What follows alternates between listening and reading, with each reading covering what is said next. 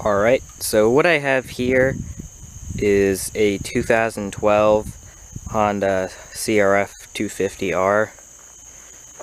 As I do a quick walk around of the bike, you'd see that it looks a lot different than stock, but it really is pretty stock.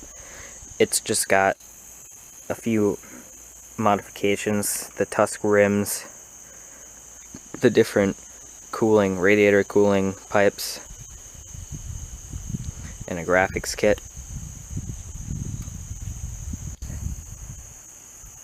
But what you can mainly see on the bike is the FMF power bomb exhaust system that has been installed on it. Now, from my knowledge, there is no performance mods, but I'm confident there may be some tune or different unicam style in this bike, but I can't say for certain because I've never ridden a stock 250. So really this bike sounds awesome compared to a 450 with the dual exhaust. I prefer this sound.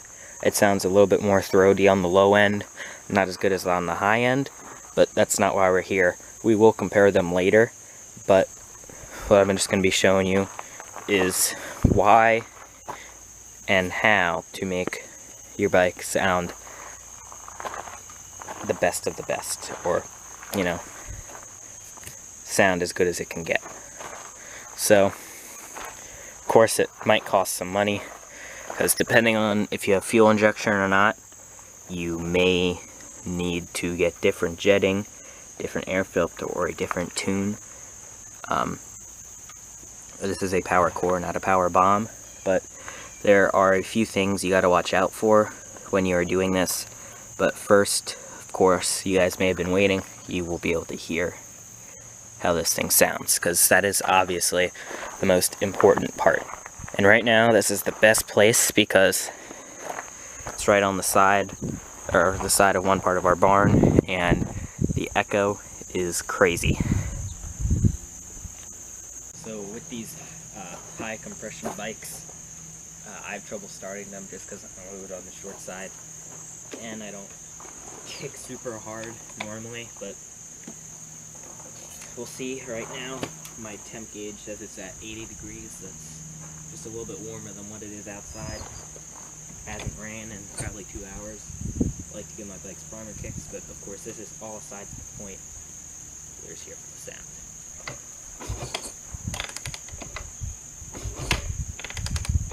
You can already tell when you're kicking it over just how mean it will sound.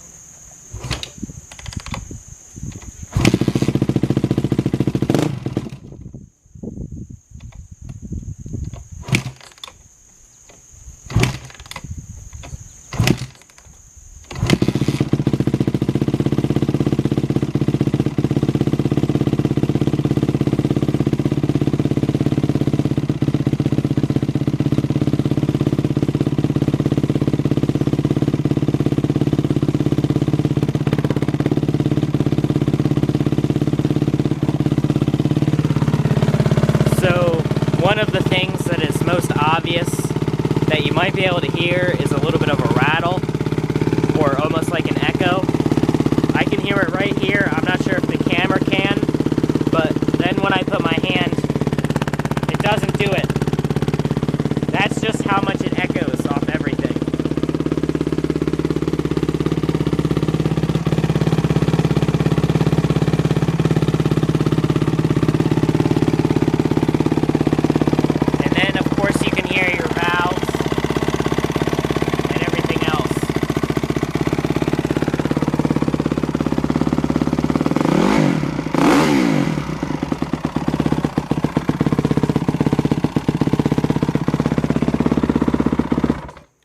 So, to get this sound, it's not all that difficult, but there's a few things that you seriously got to watch out for.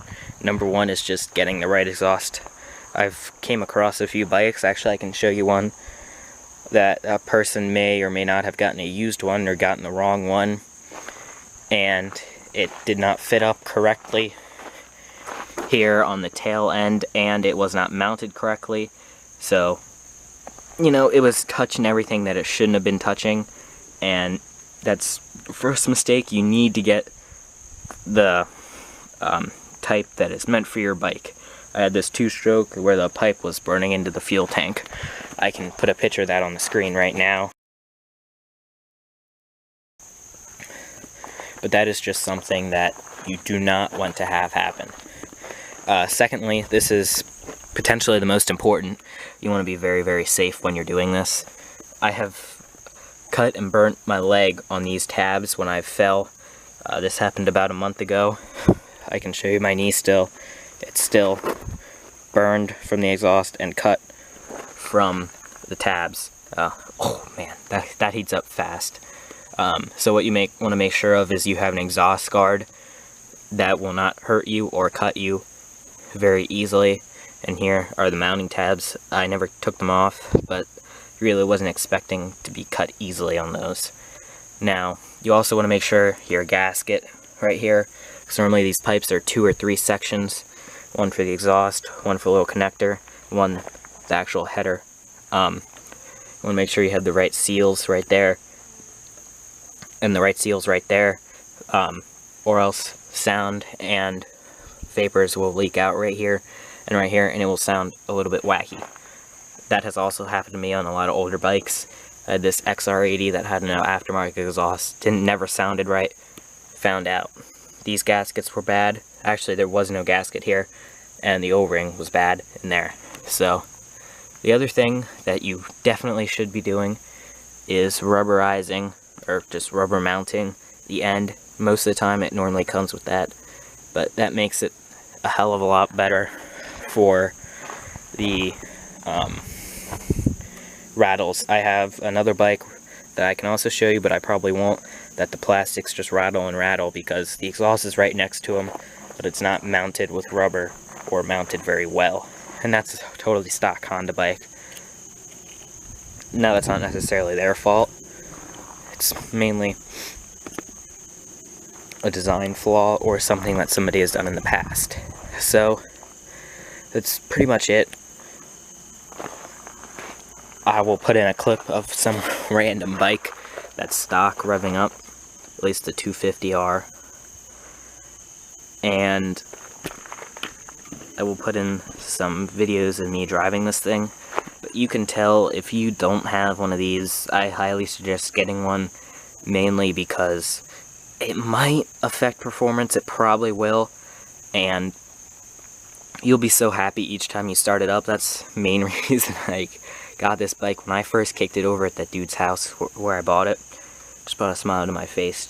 And now every time I start it up, I just rev it all the time like Gravedigger does in his shows, just ruff, ruff, ruff, ruff, ruff. So obviously these bikes will sound a little bit different than each other. This one has different piston, different cams, different tune on it, and it's got dual Yoshis, which that one had a Yoshi Romero single exhaust. That would make it the most fair, and if that one was stock.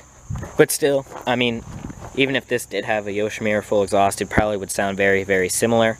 So we're just going to pretend like these are the same brand. This one you've heard, this one already, which we're going to have them side by side as well. But we'll also start this one up for you. This one's my father's. This one's a 2015. This one has serious work done to it. Recluse clutch. Everything you would ever want in one of these bikes has pretty much been done to it. So real quick, just a tip for these bikes is to use something called water wetter. It makes them run a hell of a lot cooler, we have found in the trails. Something you just put a little bit in your radiator, and these bikes are race bikes, they're not meant for the trails, but we like to go slow sometimes in certain areas, then they overheat, and we found in those same areas they didn't overheat. This one has 3 different modes, so he will put it in mud mode a lot of times to conserve fuel and put less strain on the engine, just because this thing has so much power you really don't need anything else. But I highly suggest putting that in your radiated bike. It makes them run a lot cooler. Primer kick.